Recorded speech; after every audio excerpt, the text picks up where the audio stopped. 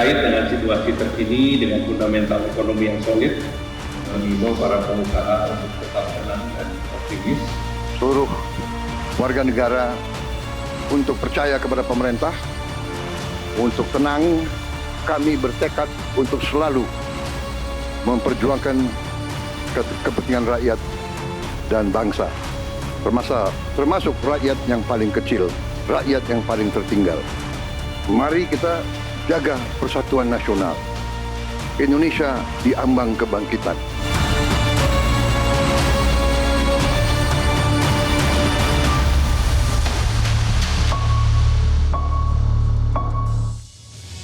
Selamat malam pemirsa. Unjuk rasa dan kekerasan di beberapa kota di Indonesia telah mereda.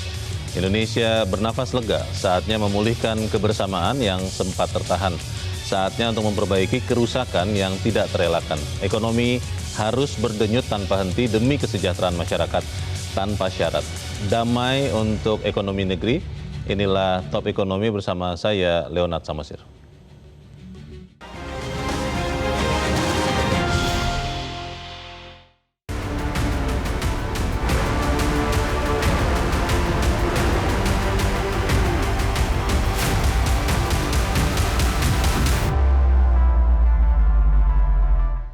Dan pemirsa, pada malam ini istimewa karena ada 5 orang narasumber yang hadir bersama saya di studio untuk membahas topik strategis. Yang pertama di sebelah kanan saya adalah mantan Menteri Keuangan Republik Indonesia, Fuad Bawazir. Pak Fuad, selamat malam. Selamat malam. Terima kasih sudah hadir. Lalu kemudian di sebelah kanan Pak Fuad adalah Wakil Ketua Kadin, Sarman Simanjorang. Bang Sarman, selamat malam. Selamat malam, Leo. Salam Indonesia damai. Salam Indonesia damai. Kemudian juga telah hadir bersama saya di sebelah kiri saya adalah ekonom senior yang juga adalah praktisi perbankan, Afiliani. Mbak Afi, selamat malam. Selamat malam, Mas Leo. Terima kasih sudah hadir. Kemudian juga telah hadir bersama kita Wakil Ketua Apindo, Bidang Ketenagakerjaan, Darwoto. Pak Darwoto, selamat malam. Selamat malam, Leo. Terima kasih sudah hadir. Dan juga telah hadir bersama kita Head of Indonesia Research dari Macquarie, Ari Yahya. Pak Ari, selamat malam. Selamat malam. Saya ingin langsung bertanya dulu kepada Pak Fuad, karena kita ingin tahu seperti apa sebetulnya kondisi sekarang, Pak Fuad. Kalau kita lihat di Jakarta, itu orang-orang sudah beraktivitas seperti biasa, masih ada yang masih bekerja dari rumah, masih belajar dari rumah, tapi ada beberapa selebaran yang mengatakan besok Rabu ini sudah mulai kembali ke lokasi. Tinjauannya seperti apa, Pak Fuad, menurut Anda?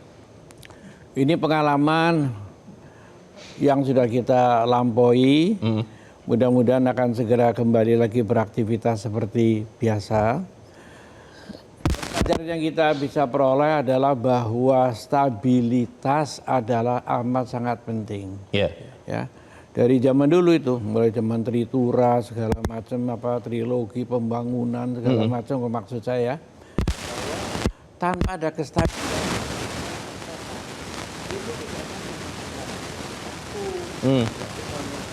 keluar rumah aja kita takut pribadinya kan. Jadi stabilitas itu memang penting, benar kestabilan. Jadi kestabilannya bukan dipaksakan, karena stabilan ada macam-macam itu. Nah, kalau ada kestabilan itu syarat pertama untuk memulai kegiatan apapun juga di satu negeri.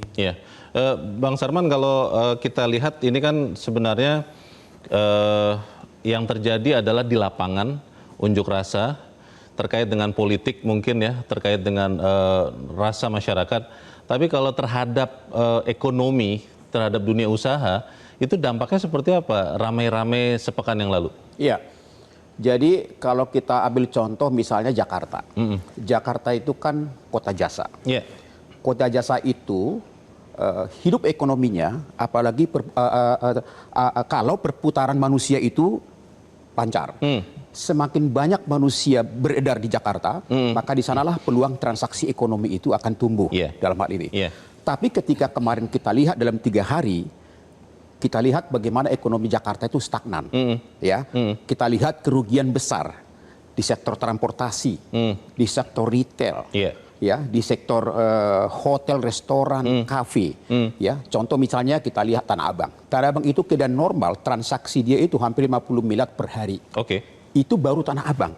Hampir seluruh mal kemarin itu takut dan tutup.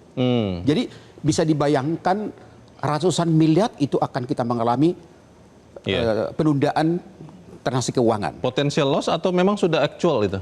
Loss dong, kan orang karena tidak ada transaksi. Tidak ada transaksi, orang takut keluar rumah, kemudian juga kita lihat juga masyarakat tidak ada yang mau keluar rumah. Dan kita lihat kerugian itu bukan hanya di bidang ekonomi kan, kerugian infrastruktur juga kita lihat. Pemerintah saat ini sudah menyampaikan hampir 900 miliar kerugian total dari infrastruktur yang dirusak oleh para unjuk rasa. Jadi memang damai itu, kemudian juga keamanan itu mahal bagi sebuah ekonomi kita dalam hal ini. Saya ingin ke Pak Darwoto juga. Pak Darwoto, tadi Pak Sarman mengatakan sudah ada loss karena infrastruktur yang rusak ya. Tapi kalau untuk dunia usaha sendiri ya Pak Darwoto, itu apakah memang kemarin ada dampak? Kita melihat kan ada sempat penggerudukan kepada rumah beberapa orang. Tapi kalau kawasan industri misalnya, pabrik-pabrik, itu kemarin aman atau seperti apa Pak? Kalau untuk kawasan industri, itu dari hari Senin tanggal 25 sampai dengan tanggal 29 itu masih berjalan seperti biasa. Oh masih ya? Ya, karena pusat-pusat kegiatan unjuk rasanya kan di kota besar. Oh, sementara industri ada kawasan industri ada di pinggir-pinggir. Karena disinilah yang kita mesti melihat bahwa kalau dibilang dampak ke kawasan industri itu memang kecil sekali ya, karena mayoritas masih berjalan, hampir 99% itu masih berjalan. Nah, yang paling penting yang ini jangan berlangsung lama. Tapi alhamdulillah pemerintah sudah ambil statement-statement yang baik ya, yang menenangkan masyarakat.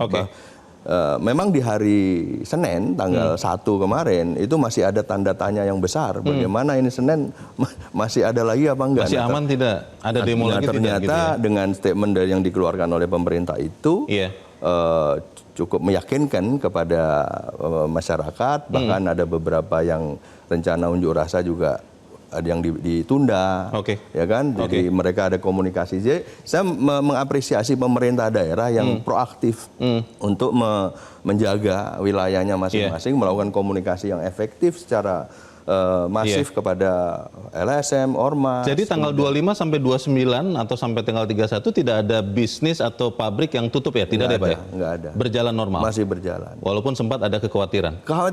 Pasti. Makanya hari Senin beberapa ekspatriat itu mereka WFH. Ketika Jakarta mengeluarkan himbauan WFH, kami di kawasan industri berpikir bahwa nggak mungkin industri WFH, ya kan? Jadi tetap masuk seperti biasa. Iya, harus mesin segala macam. Iya, mesin kan harus produksi hadir kan secara harus ada fisik. orang yang nggak mungkin jarak jauh nggak bisa. Jadi tetap masuk biasa dan hari ini juga kita juga tetap masuk seperti biasa. Baik. Nah, ini kan satu hal yang baik. Tapi betul apa yang disampaikan Pak Fuad.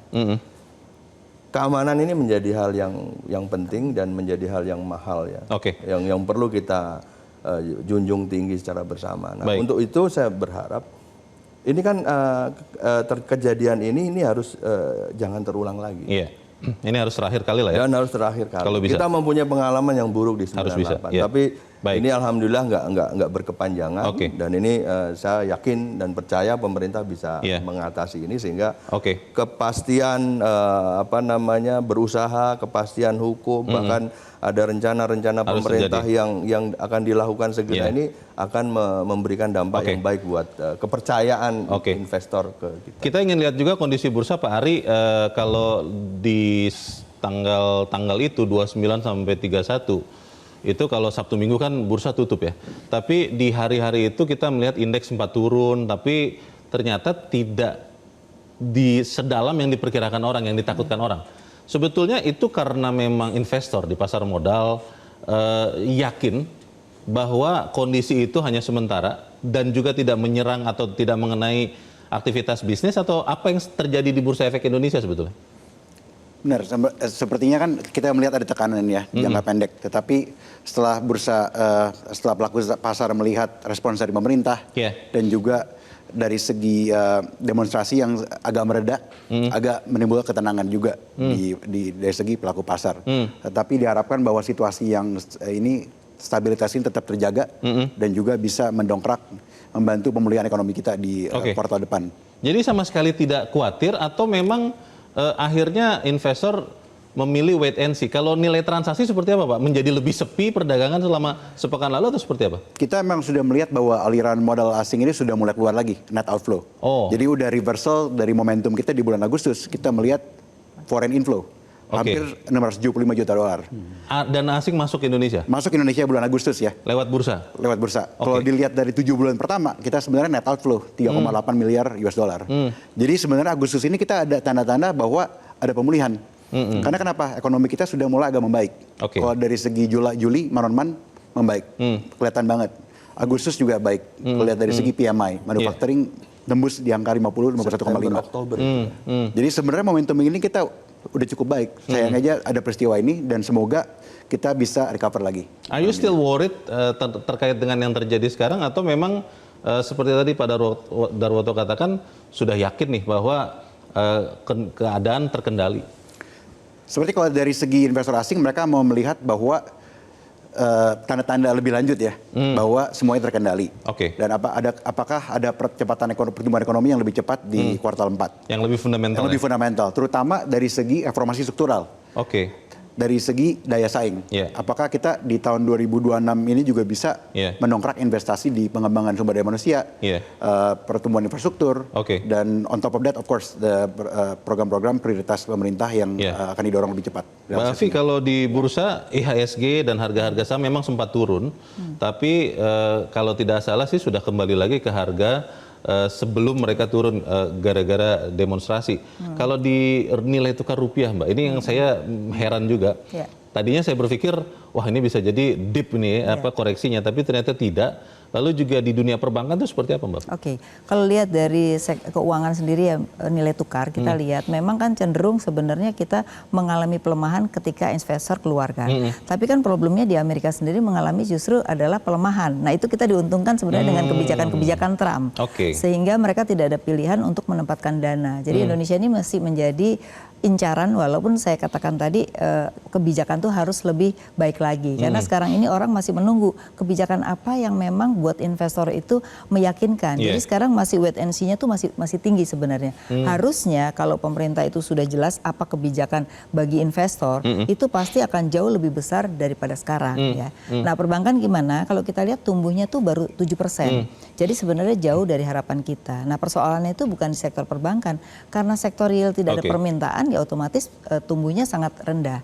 Nah, kenapa sektor real belum bergerak ya? Kalau kita lihat memang pemerintah ini sektornya itu belum jelas mau arah kemana. Hilirisasi yang mana gitu. Sehingga bank akhirnya ya sesuai dengan kondisi sekarang ya kasihnya yang first class aja yang dikasih kredit gitu. Yang lebih aman ya? Betul. Karena resikonya ini kan belum tahu kemampuan. Yang sekarang diberikan ya yang dilihat punya kemampuan gitu. Nah, oleh karena itu supaya bank itu bisa tumbuh lebih tinggi lagi ya harusnya tadi bagaimana kebijakan pemerintah terkait dengan berbagai sektor agar itu juga menumbuhkan sektor perbankan. Gitu. Pak Fuad, yang dikatakan Mbak Afi ini apakah memang pemerintah juga sudah melihatnya, sudah mengerjakannya?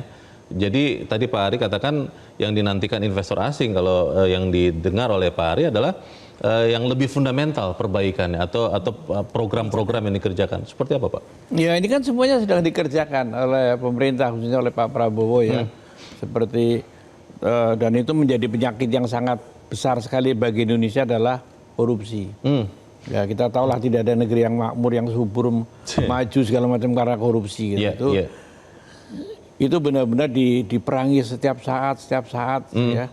Nah itu saya kira pekerjaan yang sangat besar dan itu ditengarai oleh semua pelaku, terutama pelaku asing, bahwa ini sedang diperangi benar. Nah, ini sekarang masih tahapan peringatan. Saya kira Pak Ari ngerti ini kan sedang dikerjain benar itu. Nanti kalau sudah mulai ada peningkatan lagi, saben hari kan peningkatannya kemarin ada si Noel segala macam lah ya ceritanya gitu. Iya contoh terakhir itu ya. Iya contoh terakhir. Itu adalah satu pekerjaan yang sangat besar yang sedang dilakukan oleh pemerintah dan itu pekerjaannya ya udah luar biasa lah dalam artian memang karena itu penyakitnya sudah terlalu kronis gitu. Pak, tapi bagaimana dengan yang tadi disampaikan oleh Pak Ari, Mbak Afi juga, Apa yang akan dipastikan oleh pemerintah selain memberantas korupsi tentunya itu kan penyakit terbesar juga. Secara sektoral, lalu kemudian bagaimana program-program itu dilakukan pemerintah untuk mendorong perekonomian. Pak Sarman, Pak Darwoto, dan para pengusaha kan menantikan yang direncanakan deregulasi atau kemudahan-kemudahan. Bagaimana Pak? Ya, semuanya itu terus terang sedang dilakukan oleh pemerintah. Dalam artian pemerintah itu mengusahakan semuanya bisa dilakukan. Pemerintah masih tahapannya ada menginventarisir masalah, mengetahui dulu masalah, tapi sudah dilaksanakan lah, pelan-pelan itu dilaksanakan oleh pemerintah supaya semuanya itu bisa berjalan dengan baik. Karena ini masalahnya sudah begitu kompleks, sehingga Presiden mengatakan saya sangat berhati-hati untuk menyelesaikan masalah ini gitu. Nah itulah semua. Saya kira dalam waktu yang relatif singkat itu sudah boleh akan terasa lagi yang lebih konkret lagi untuk dilaksanakan. Pak Darwoto, kemarin kan di dalam sekian hari demonstrasi itu buruh juga ikut turun Pak, kita lihat. Dan ada beberapa yang mereka minta, salah satunya menghapus outsourcing katanya, menaikkan upah. Dengan sempat memanas keadaan dan sekarang sudah menjadi reda lagi, apakah tuntutan buruh itu juga sudah solved atau itu masih sesuatu yang akan harus diperhatikan oleh terutama para pengusaha? Ya, tuntutan buruh yang dilakukan dan unjuk rasanya pada tanggal 28 ya, itu kan tuntutannya hostum. Hapus outsourcing, tolak upah murah. Ya kan? Itu jargon yang dibuat ya? Itu jargon dari tahun 2012 tuh. Saya ingat betul karena dari 2012 ya? Iya. Saya ingat betul karena waktu itu memang tekanan buruh terhadap pemerintah daerah itu cukup kuat. Sehingga terjadi ketimpangan. Sekarang upah minimum itu antar daerah nggak sama itu. Ya beda jalan, beda sungai, bedanya hampir 1 juta, di atas 500 dan lain sebagainya. Itu kan karena ketakutan pemerintah daerah terhadap tekanan dari buruh itu sendiri. Gitu. Jadi kalau tuntutan yang disampaikan itu kita menyikapinya begini, kita tentu mengedepankan dialog, ya kan? Ketika mereka menyampaikan hapus outsourcing, ayo kita bicara outsourcing seperti apa yang dihapus itu, karena sebenarnya outsourcing itu menjadi kebutuhan bisnis. Bahkan B2B itu udah outsource namanya. Nah, yang mananya yang harus lebih spesifik maksudnya. Kalau memang dalam penerapannya itu mereka tidak mempunyai kejelasan status, ya kita bicara statusnya. Tapi bukan outsourcingnya. Sekarang sebagian itu sudah teratasi loh sourcing, meskipun masih dalam tahap. Misalnya gini, kalau kita merekrut pegawai orang-orang toko ataupun perusahaan pokoknya menyewa tenaga keamanan satpam gitu ya.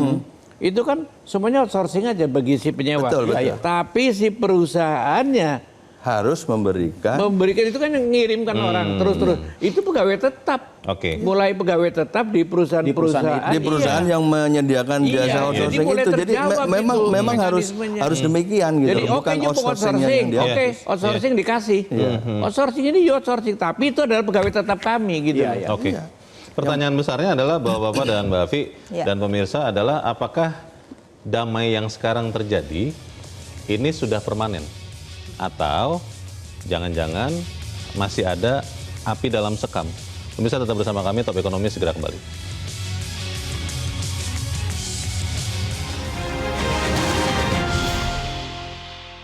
Jelajahi cara baru mendapatkan informasi. Download Metro TV Extend sekarang.